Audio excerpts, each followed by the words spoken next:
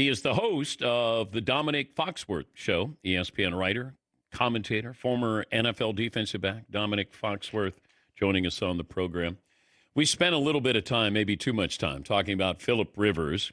Philip Rivers, Hall of Famer, a semifinalist for the Hall of Fame this year. And then we brought in Matt Ryan as well. So if you had to choose between Matt Ryan and Philip Rivers, Hall of Famer, who would you pick? It's so hard to get into the Pro Football Hall of Fame. I think since it's only like 13 guys, like since the 90s that have gotten in, since like the early 90s, at quarterback, that is. So, okay, whose career would you want?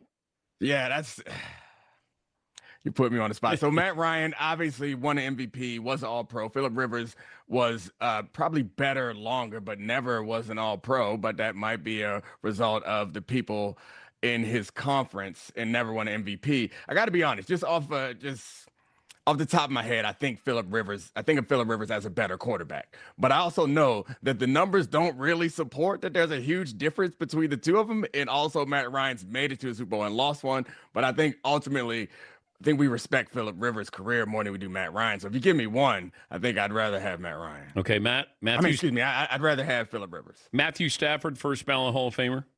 Nah, not first ballot. I think he wins another one this year, then we're talking first ballot. I think, obviously, this is a team sport, and as much as it sucks, you want the Hall of Fame to be an individual award. As great as he's been, like, his team success just came kind of late. So I think one more, he's probably first ballot. But with just one Super Bowl and, like, the end of his career really defining his career, I don't think he's first ballot. Yeah, but he might be MVP this year. Yeah, of course. It's hard when you ask me a guy whose career is still going on, which I guess – Philip Rivers' career is still going on too. Yeah, but yeah, that's true. Matt Ryan. If you stop Matt Ryan today, I'd say not first ballot. Matt Stafford, not first ballot. He wins MVP this year, wins another Super Bowl, then of course first ballot. How does this work out for Philip Rivers and the Colts? Poorly. I don't know. Like, as much as he's older than me, and as much as I would want older guys, I played against Philip Rivers a bunch in college back when Maryland was in ACC, and a bunch when I was in Denver and he was in San Diego. So, like, obviously, I'm rooting for the older guy to have success, but it's really fast and it's really hard. And his career didn't end because he was tired of playing football. His career ended because he was not producing. So I'm not sure what some time off, some rest is going to do, but I don't imagine that it's going to go all that well. I think they're probably better off when Riley Leonard gets healthy, or I don't know, someone who's actually been playing football. I know he's been coaching, but it's so fast. It's so violent. And we see Aaron Rodgers, who hasn't stopped playing. Like, obviously, the threat of getting hit has changed the way that he plays. I'm assuming that Philip Rivers is a normal human being, and he's going to be a little skittish. Okay, explain that to me, that you can see that Rodgers, he's different now because he's afraid of getting hit. Yeah, and saying he's afraid of getting hit makes it feel insulting. Like, he's a reasonable person, and he can't move the way that he can normally move. Like, yeah, that willingness to hold on to the ball for a half a second longer and have a 250-pound super athlete jump through your chin it changes. It changes a lot when it hurts a little bit more and when you're not as explosive, and also when you don't feel like you're in contention in the way that you once were. So I think I'm not the only one who notices it. Like, we all see it. He's more quick to get rid of the ball. And the reason why I think he had good numbers last week is because the Ravens can't rush the passer. As soon as you get someone who can rush the passer, you'll see the Aaron Rodgers that we've seen most of this season return. Who's the one quarterback, though, that above everybody else was going to stay in there and he was going to take the hit? Whew, man. I think of like young Drew Brees as a guy that got hit a bunch and was willing to stay in there. Really? Yeah, he and again, this goes back to him in San Diego and earlier in his career. I think he later in his career with the shoulder injury, or excuse me, elbow injury, and the age, his offense turned into quick pass stuff. But like, that is something that stands out in my mind. Of course, Steve Young was a guy from growing up watching him. And Brady is definitely that guy who was able to do that. He didn't do it nearly as much in Tampa, but was willing to stand in there and take those shots. Dang. I'm always amazed, though, when we usually see the end result, we don't see that quarterback getting smashed. It's like right before he's going to get hit, and then we go, oh, did he complete touchdown? And, meanwhile, he's getting a spatula and they're, peeling him off the AstroTurf. We don't appreciate how hard those, even when we point it out, it's impossible, I think. And I played football. I don't think that it's ever hurt nearly as bad as that. And they just hop right up. Doesn't matter how big you're. Like, we see it over time. Cam Newton might be the the most impressive looking physical person ever in life. Even eventually his body broke down because you can only take so many of those. They hurt. And I know we've all seen the sports science. It's like they're car crashes. All of us might have been in accidents of different level. Like, just imagine that 10 times a week you get into something like that. It's going to catch up to you eventually. The Chiefs and the Dolphins have the same record. Does that bring it into reality of, we keep going, yeah, they got 15. As long as you got 15 there, and right. Their record's same as the Dolphins. It's funny because it feels like lazy analysis, but like 15's proven that we should respect him. But yeah, they've been the same team for the past 2 or 3 years with differing levels of defense. And we all thought we were extra smart when we were like, but look, it's going to catch up to him. And it didn't catch up to him. It finally has caught up to him. Like the drop passes, like, of course, these guys are professional football players. They're not going to drop a lot of passes and they're going to have penalties. Like, these things going to happen. It just felt like in those situations, it always went their way in the past. And then, of course, if you're in a close game, that's when the value of a quarterback goes up. So this team survived a lot, beating teams that were better than them because of good fortune, good coaching, and a great quarterback. And ultimately, it caught up to them. Talking to Domonique Foxworth, host of the Dominique Foxworth Show, ESPN writer and contributor, former NFL defensive back.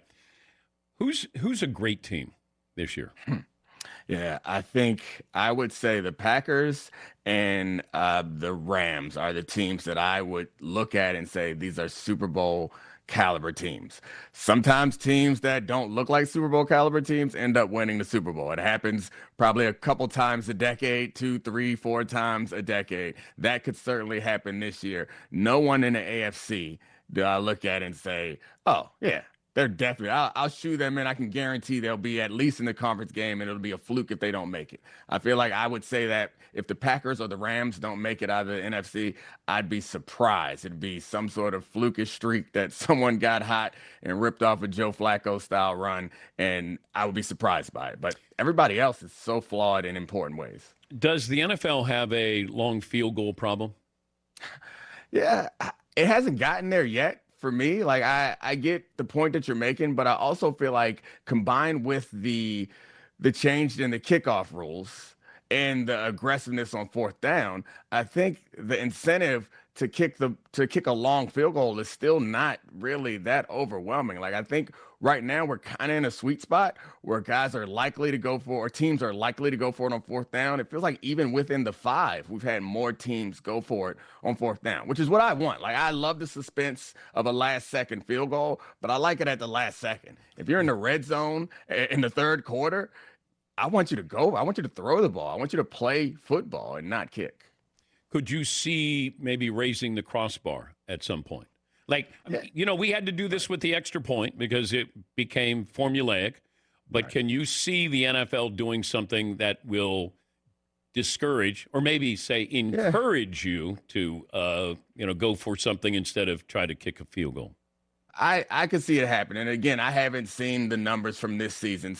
But I don't get the sense that it's become a problem. And I think when you score, if you kick a field goal or you score a touchdown, the kickoffs, I know the starting position has moved up for a lot of teams. So it doesn't feel like as good of a proposition to give up 3 points and then give them the ball on the 35. They get one first down and they're in field goal range again. So like, I still don't feel like we're there, but if we get there, the NFL will have no problem changing the rule, but I'm not sure that they would move to crossbar. They're smarter than that. I think they would do something outside of making a more obvious change, because that's when we get upset, when it's something we can see and it bothers us. Like, they tweak the rules to a certain extent that changes the incentive structure the way that I'm talking about. Maybe they move the kickoff where they move the kickoff up even or back even further, so that it even more accentuates the idea that if you score, it better be worth it because you're going to give the other team the ball at midfield. That's worth 7 points. That's not worth 3.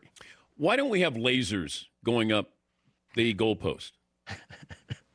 Because we're Lights. like, I mean, no, it's it can be an exact science. right. They choose not to make it an exact science. Because we didn't build, I think the idea that this was going to be a thing that happened, those uprights, they were so high. No one was kicking over them at any point. I think putting lasers at the top of the uprights that turn on for field goals and extra points might be something worth doing that we wouldn't change, or use the chip that's in the ball. But nobody was kicking it over the uprights before in the past. That's a new thing. Okay, but now they are. I mean, you can do fun colors there. This is we're in the entertainment business here. I mean, you are betraying the gray hair that you have. It's like, what are we doing? Like, I thought that you're a future guy. You want AI referees too? Like, I would have assumed. So I'm the old guy, the curmudgeon that's like, don't put lasers on my field. Like, I want football. Let's run the ball 3 yards, cloud of dust. I added this gray hair. I actually have dark hair. I put this on. Yeah, it's beautiful. I like it. I need to get some. You will. It's coming your way.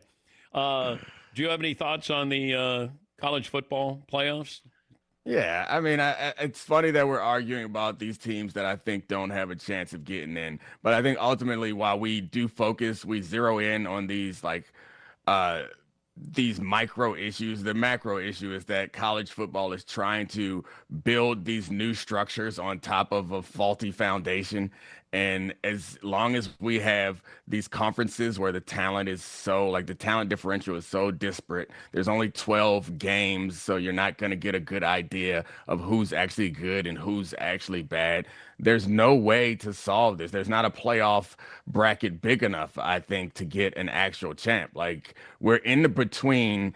We're trying to build a professional league on top of these amateur structures. And until we restructure all of it, and then there are clear conferences where we know who's good and who's bad in the NFL because they all play teams that are all around the same level. We don't really know in college. And then even in the playoffs, you're looking at the consistency of kids who are 18 to 24. Like, I can't think of anyone less trustworthy than a man 18 to 24.